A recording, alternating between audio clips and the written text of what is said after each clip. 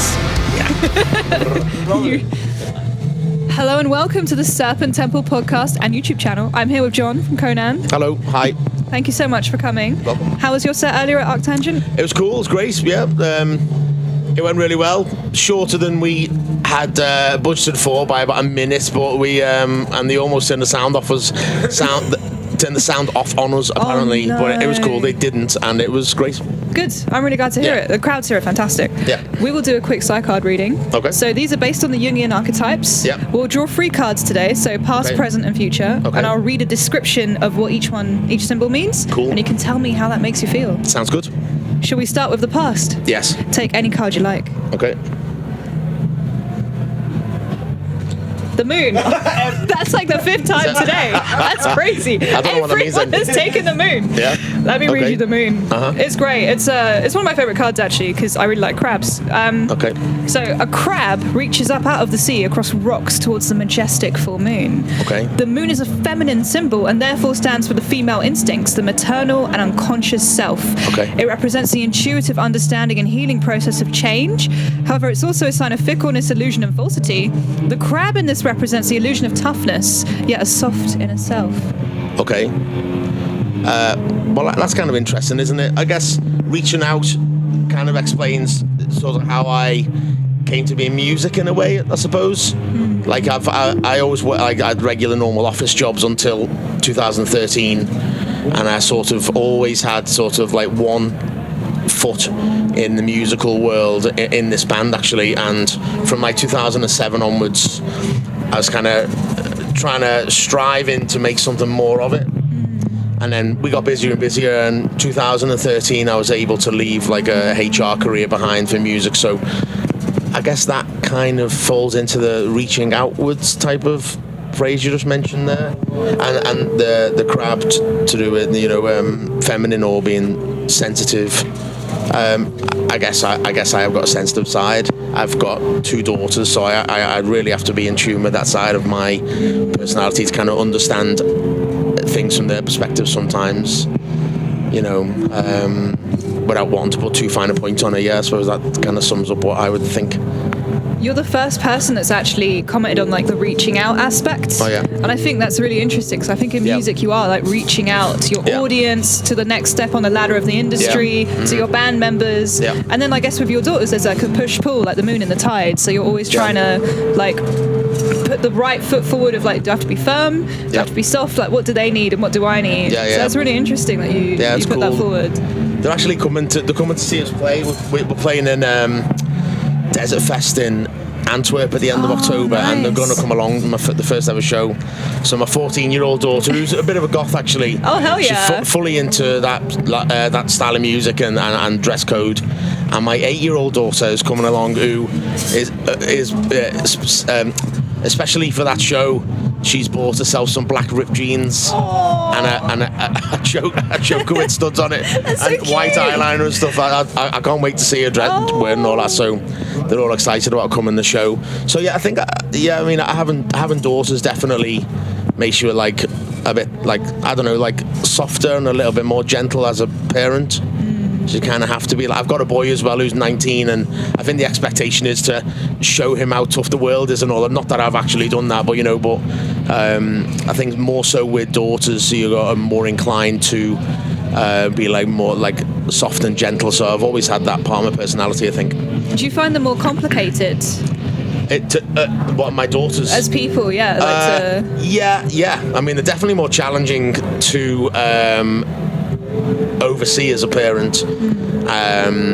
They fight like cat and mouse, you know, all the time. But I kind of love that because it means that they're feisty and they know what they want, and they exercise in their willingness to push the boundaries on each other.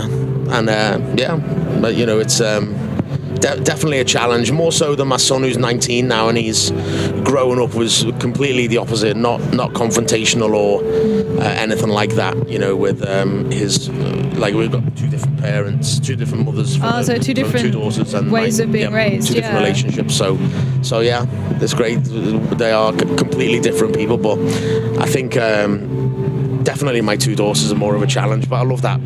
It's the beauty of family. Yeah, amazing. Yeah. Yeah. Oh, it's lovely. Should we look at the present? Yep. work. Same cards keep coming, even though it's being shuffled so much. Okay, well, I mean, you work extremely hard, and you do have like multiple businesses as well within the industry. I'll read the card for you as well. Okay. I think this is a really. Literally, this is how I imagine the music industry in my head, with all the cogs and the chains all turning against each other. Mm-hmm. So this is a pattern of interconnecting wheels and cogs that make up complex antique machinery, with one small cutting-edge wheel untouched by the rest. Perhaps that is you. This card stands for our jobs, our place in the economic world, reflecting that aspect of the world of work which is impersonal, deadening and inhuman, yet can affect us personally. Okay. Well, yeah, I mean, music is what I do, you know. Like I mentioned before, I worked in HR until 2013, in the public sector and the private sector.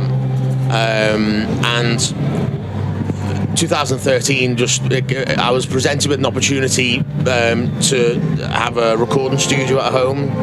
And on the back of that, I set up a small record label, which still exists, but I'm not really... You've got Slomatics on there at the moment, haven't you? Slomatics, yeah. I'm not sure I'll release their next release, but they... I'm sort of... That is on the back burner now, that the label... simply because it takes... Things have changed a lot in that world, and I don't think I have the time or the energy to do it justice now. Yeah. Because, like, Conan is a lot busier than it was when I first started that label. You know, Conan tour a lot, and we write a lot, and you know, funny enough, Conan merchandise, you know, I deal with all of that from home, and that takes up a lot of time as well. So all of those things combined meant that the label itself sort of had to take a bit of a back burner, go on the back burner. But I mean, in addition to that, I've got a software platform which I'm developing with the team. It's really interesting, the sounds of it. Yeah, it should be. We're at the stage now where we're almost ready to. We do have a small team testing it with us, and we're just releasing small, tiny, incremental amendments to the platform in readiness for putting it out there to the outside world, which is still a little way off doing that, you know, but it's not going to launch it, you know, in the next couple of months even. But we're just trying to iron out a few kinks before we get it ready for the outside world. So yeah, I mean, before I came into this chat, remember I was thinking about when my grandmother died. My mum went and had a meeting, you know, with a medium, and she was asking about her children, me included, and the medium told my mum that I was going to have a drastic change of career. Oh. And I always thought that's kind of interesting, and this was going back like 2000. Wow. So 7 years before Conan really became anything. That's a significant number too. 7 is. Yeah. So it was like kind of cool that if you could sort of attach any meaning to that particular conversation, you know, she maybe foretelling me giving up an office career for doing this, you know. And this is what I've always wanted to do. I remember when I was a teenager, I specifically remember the conversation with an old friend, Will Halliday, sat at home. We skived off at lunchtime and got some chips, and we were sat at home, and I remember I just started playing guitar then. I said I really wanted to play live on stage. I must have been 15 or 16 at that point. And then I just didn't give up, and now, you know, we're not hardly Van Halen or Black Sabbath, but, you know, we're doing okay in our own little corner of the world, which is more than I ever thought I could have done. And I think that really just having a good work ethic, which maybe this card's hinting at. I remember, like, in 2011, 2012, seeing you guys literally work your way up. Yeah. And like, did you find your success was like a slow grind, or were there certain points that you can pinpoint there was a jump and like you felt like you'd moved up? A little bit, I suppose. Like, I noticed too, and this all ties into how much effort the label puts into your press. And I did notice that around, like, when we released Blood Eagle, there was like definitely a bit of an upshot in interest in us. And the same happened with Existential Void Guardian in like 2018. You know, at that point we had like Century Media and Relapse talking to us, but we had one album left with Napalm at that point, so we couldn't go in that direction. So yeah, it's like it's just been a few points like that where you can, looking back on it, you think, okay, that they were kind of like a turning point. But I'd say the biggest turning point we've had really was that very first release it had with Horsehead Battlehammer. You know, getting like I just any label that was interested in me, I was like on my hands and knees begging them to release it. You know, and we had like Southern Lord and a few other labels interested, and we ended up going with this small label from Spain called Throne Records. Yeah. A fella called Huge, and you know, the rest is history. You know, our own little story, I think, started from there. What made you choose him? Was it his passion? Like you felt he was going to do it justice, or he gave me like a clear path to the release, like without me having to bug him too much. Good. Like he was just like, yeah, we're going to do it. I'm going to do 300 copies, blah blah blah. And it was a very simple deal that we had. You know, we just get like a few copies. I think if he'd knew then sort of how many copies we eventually ended up selling and do sell, he probably would have had us on some sort of like licensing deal or whatever. But we had like a complicated, not many strings attached deal with him, which suited us at the time because I wasn't really taking it very seriously then. It was just you kind of like, assume it's going to explode at that point. I'm sorry? Right? You just don't assume it's going to explode at that point. That's true. Yeah, I didn't know where it was going to go. Yeah. I mean, I didn't want. When we were in the studio, it was just going to be a demo, just so we'd have a copy of like the songs that we had at that point. So it was only really when I got the copy in my hands, I was like, oh, I'll send it to a few labels and see what happens. So, and here we are. The rest is history. Yeah. You just kind of self-released something, didn't you? You did like a DIY on Black Bow. Yeah. Which is, how was that in comparison? Did you find did you feel differently about it, with like having it all in your own hands, or? I think we loved it more. Yeah. Because it from sort of like writing the songs, you know, not including the fudge tunnel cover, everything was done to DIY without anyone telling us what to do, or we didn't have someone else's schedule to stick to. You know, we had these tracks and we just went and recorded it one weekend with Chris, and there was no like PR around it or anything like that. It wasn't like no one was relying on us making their money. You know, there was none of that kind of pressure. And in actual fact, it sold out within a week or two, whatever. Wow. So very fast. Like I put a certain amount available to our mailing list, and they sold out within 2 days, and then the rest was maybe a week or so on social media. Wow. So yeah, it was nice, and that was like the first issue in like a small series of releases that we're going to do. That's exciting. Just on 10-inch, just a bit of fun. Yeah. Because we've been on the same label, we've moved labels now, but we're on Napalm Records since 2012, 13, since we signed then we released our first record with them as Blood Eagle in 2014. And lovely label, lovely people, but we just felt like a change towards the end. And I think by the time we came to release that 10-inch, we were just desperate to do something DIY. Yeah. Because I think we've missed out on that. We want people to see us in that light as well as being sort of like professional.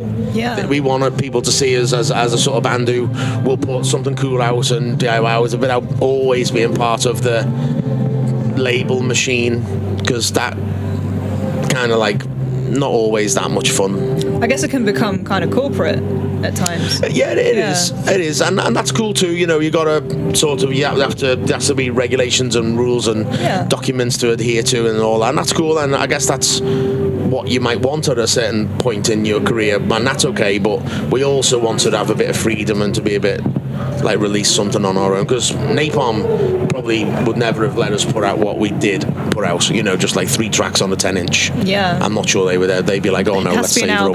Yeah, that's what the deal we had was, as to be an album. So yeah. Do you want to find out what's in the future? Yeah, let's do it. Oh, it says pizza. The skills. Oh, the skills. Not quite pizza. Okay. Again, that is exact. Like, it's so weird. Everyone keeps spelling the same cards. I like that. Crossbow. It's a musician's card. I mean, I'll read it to you, but it's a clear one. So the arrows symbolize the skills with which we are born and those we acquire through education. The card therefore denotes our talent, sporting prowess, and expertise, cleverness, and the equipment we use at work and play. Okay. I mean, you're associated with gear. Everyone always asks me about like what amps and stuff, and I swap and change them all the time.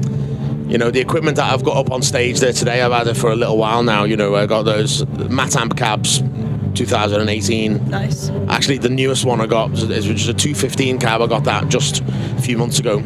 And the amplifier is something that I had made for me by a friend in America, and I've paired that up with a solid state power amplifier, so now I've got all the reliability of a solid state amp, but it sounds just like a valve amplifier, which is how I want it. You don't have to warm it up on a cold day like this. No, not at all, fortunately. So it's like, yeah, it's cool. I feel like I've got like a good settled setup at the moment. And talking about like the skills you were born with, like I'm not going to say, I mean, I've always enjoyed sort of entertaining, if you like. I mean, as a kid, I was a compere in the school talent show, and I've got photographs of me aged like 4 or 5 with a top hat and presenting all the acts and all the rest of it. And I think my mum and dad told me that I used to do the Shakin' Stevens dance behind the green door, and I'd go up on my tiptoes in front of people in a cafe. So I guess I was born for this life. Yeah. No, I don't know. So I don't know whether I was born with the ability to be in a band. I mean, who knows? But I've always had the inclination to do this kind of thing. Yeah. Every office job I've had, it's going like working in recruitment, or working for Liverpool City Council, or working HR manager, or working for a charity helping former sex offenders get workplace experience. Wow. Which I did that for a short while before I moved into the HR role.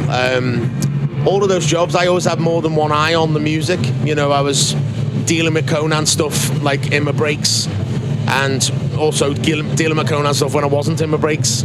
So it always kind of was always something that, no matter what job I had, the music was always my most important thing. Yeah. And I just did a job just to get by. And then fortunately I was able to, like I say, in 2013, able to drop the day job and sort of make a living from music. And that seen me through, apart from in lockdown. Naturally, you know, money ran out a little bit then with no touring income. Yeah. And I took a job with the Home Office. Oh, wow. Yeah, my job there was, I was an asylum advisor. Gosh. So it was my job to people who had failed in an asylum application. Yeah. And had been through the court process. They, like, one of the options they had at that stage was to submit further information. Yeah. So it was my job to assess that further information and, you know, categorize it and deal with it in that way. That must have been so brutal. It was a hard job, very difficult, and, you know, working with people who cared a lot about what they did, and it was very tough.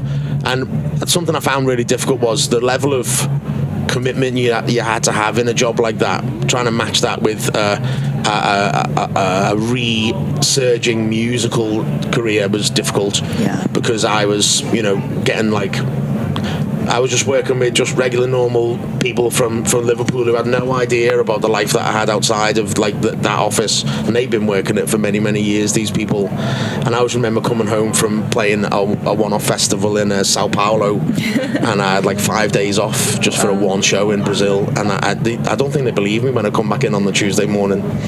And it was always a little bit of a weird, like, sort of like I had to sort of like leave all the band stuff behind and then go and sit and have this really serious and very important job.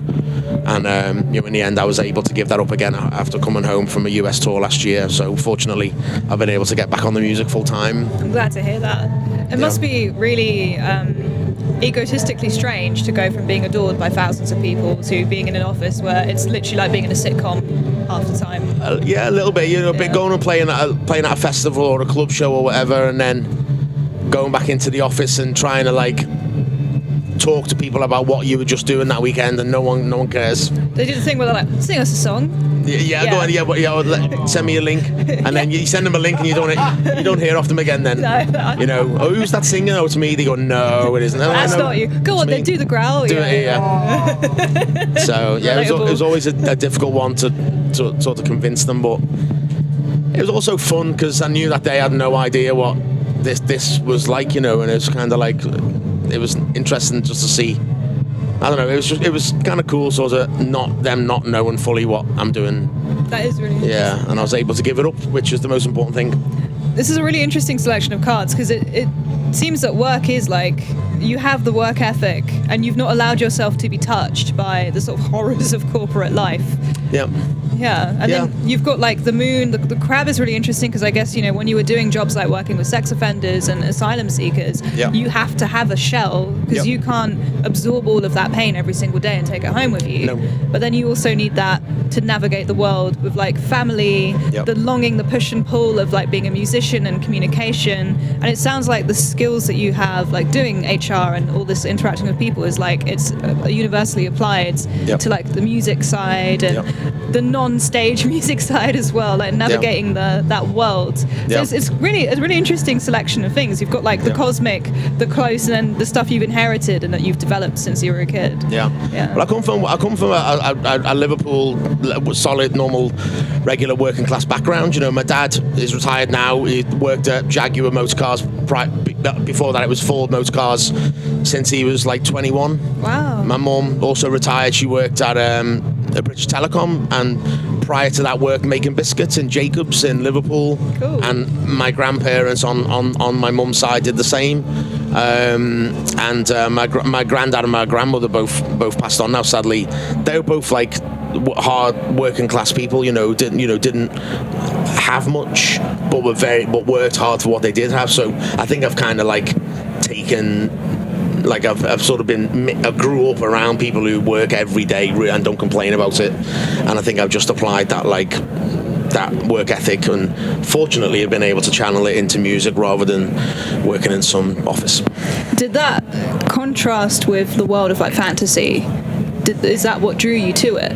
That's what made it more interesting, yeah. The bands I was in before Conan, were like rock bands, and I wanted us to sound like, it was mainly influencers, I hate to say it, but like bands like Ash, Foo Fighters, Nirvana, cool, and some other like NoFX and stuff like that, 10 Foot Pole. And I remember now as a kid like being into all that stuff, and I remember sort of around the age of 19, maybe there or thereabouts. It's hard to remember now, but sort of wanting to play more like slower, more down-tuned stuff. And I started listening to Helmet, and it's like learning how to do drop tuning. And I was like, oh yeah, okay, so I can play in some of the riffs off the album Betty. So I started like wanting to play like slower stuff like that, and that was really the gateway to where we are now. I was like, but the people I was playing with then weren't into it. So I had to, like, those bands sort of withered on the vine, and then eventually I found the lineup in Conan, and here we are. Here you are. This is a selfish question purely. Have you read the Malazan Book of the Fallen series? The Malazan books by is it Stephen Erickson, I think? I've not. No. I'm just curious because I noticed your lyrics are like really interesting because they kind of have changed a little bit. And I love your use of repetition. I think it's like so effective in like literally hammering home like what you're doing. And I think I really find it interesting when people have like a really distinct lyrical style, because it is quite rare, especially when it's like different and it's so clearly influenced by like a very particular like series of authorship. I think that's really cool. Yeah, that's cool. And most of my lyrics are I'll come up with like something. I'm reading the book and I'll just write a couple of words down, and then it'll build around that. I mean, like you mentioned, that they have changed a little bit over the years. I think that like sort of like I hide a few political references in there now. And the last album, it wasn't about the war in Ukraine, but it was inspired by the feelings that gave me. And so I couldn't just write about goblins with axes forever. I did that for as long as I could. There's got to be some diversity. They're in there still, totally. I totally love all that sort of stuff. And I'm reading Warhammer at the moment. And Shem's going to be Warhammer canon. Oh yeah. Yeah, I'm getting canonized in one of the roleplay books. Oh wow, that's cool. I've got the Mark of Conan on my guitar. Wow. Yes. Do you play Warhammer? I don't. Oh. No, I just like the books. You just like the lore. Which ones are you reading? Like. I can't remember the name of it. It's on my phone. I can tell you. Horus Heresy. I'll tell you now. I'm really curious. I'll tell you right now. That's so cool. Yeah. We love a bit of Warhammer here. I did not. I just Chronicles of Malice Darkblade. Oh, I love those, dude. They're so good. Yeah. Those books are sick. Yeah. Hold on. Get in there. Yeah. Warhammer Hours. Those books. How far are you? I'm about halfway through that one book. The first book. Yeah. The best thing about those is they have this whole bit about like Dark Elf society, and like the women, like men aren't allowed to enter within a sword blade's range of women unless they allow them to. Oh hell yeah. That's cool. It's so cool. Oh man, you're going for such a treat. yeah. That whole series is so tight. Yeah. I'm reading it now. I'm reading on the plane coming when I was at the festival the weekend, and so I got in touch with Adrian Smith, who's one of the former Warhammer artists. Love him. Would love to work with him. Yeah. He's already quoted me for some artwork, so maybe at some point in the future. Oh hell yeah, that would be. And he made us a logo and a few other bits. We're not using it really properly yet. We've got a stage backdrop with it on. But he's cool. But yeah, that one book I've probably got 12 song titles from it. It's so good. It's almost too easy. So I'm not. They all won't get used. Some of them are a little bit corny, but yeah, it's got some good solid song titles there. So. That is fantastic. We can't wait to hear those and see the art, because that's an immediate sale you've just made. Yeah. Times 2. Yeah. Well, our next album will be with Tony Roberts, our existing art guy. But I wouldn't rule out Adrian Smith at some point in the future. Depends what our budget is. Yeah, I'm assuming he's not cheap. Yeah. He's worth every penny, and so is Tony. Tony is around the same price. Don't get me wrong, but Tony's in dollars and Adrian's in pounds. So it makes a difference, but you get what you pay for. Yeah. That is a thing that I found. Yeah. Absolutely amazing artists, a pair of them. Hell yeah, that's awesome. Thank you so much. Welcome. It's been a pleasure talking to you. Same. Thank you. I was really excited to come on here. It was cool. I really enjoyed the Bellwitch. Could we tour with Bellwitch in Australia and New Zealand in 2018? Goodness, it's just after. Is it Mirror Reaper came out that year? Yeah, they were just coming up then, and I know them both anyway from Seattle. I spent a lot of time in Seattle, 15, 16, 17, and 2015, 16, 17, and bumped into them a lot at Jesse. He played drums in that, but he plays drums in other bands as well. Like it's both lovely people. Setup. Yeah. They played ArcTanGent last year. Yeah. Is he in Mismore? That's crazy. Yeah. Wow. Both cool people. Yes. Thank you so much. It's a pleasure. Yep. Thank Cheers. you for watching, people of the internet. Thanks.